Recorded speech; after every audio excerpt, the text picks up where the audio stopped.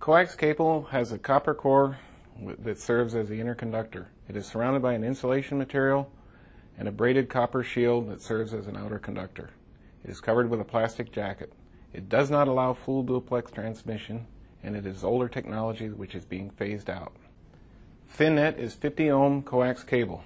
It should not be confused with 75 ohm TV cable, commonly known as 10-base-2 or cheap net. It has a maximum length of 185 meters without a repeater. It uses BNC connectors. It must be connected to devices like PCs with a T connector.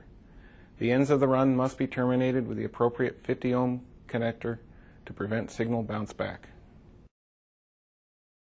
Thick net is thicker coaxial cable. It has a diameter of approximately 1/2 of an inch. Commonly known as 10-base-5, it is often used as backbone cabling. It needs a vampire connector together with an external transceiver to connect devices to this cable. The maximum length between repeaters is 500 meters. Category 3 cable is 4 pairs of wires. It's unshielded twisted pair cabling. It meets the minimum standards for 10-base-T Ethernet. It has a signaling rate of up to 16 megahertz. It can be distinguished from Cat5 by loosely twisted pairs.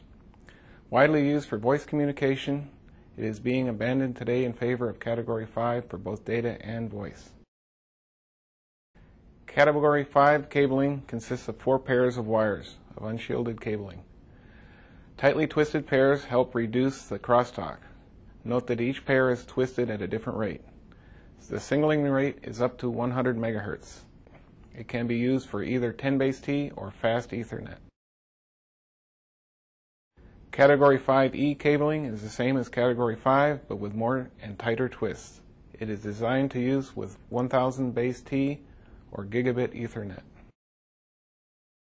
Currently, the proposal for Category 6 cabling are still under development. The signaling rate is up to 250 megahertz. It supports bandwidth of at least a gigabit Ethernet. Example shown has tightly twisted pairs similar to Category 5 and Category 5E, but with a central separator to keep apart the pairs to further reduce crosstalk. Fiber optic cable consists of a jacket, protective material, and the optical fiber portion of the cable. There is no EMI or RFI problems with this type of cable. The cable is divided into 2 types: single mode, which supports a higher bandwidth and can carry the signal further, and multi-mode, which is cheaper but does not carry the cable farther or has the bandwidth of single mode cable. There are several form factors for each of the fiber optic cables. There's the SC form factor,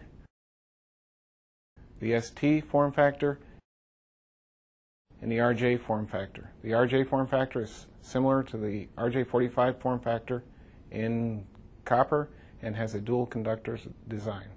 This eliminates the accidentally crossing of pairs. Transceivers convert from one media type to another type of media. Examples shown are AUI to RJ45, AUI to coax BNC, AUI to fiber, and 10-base-T to 10-base-2.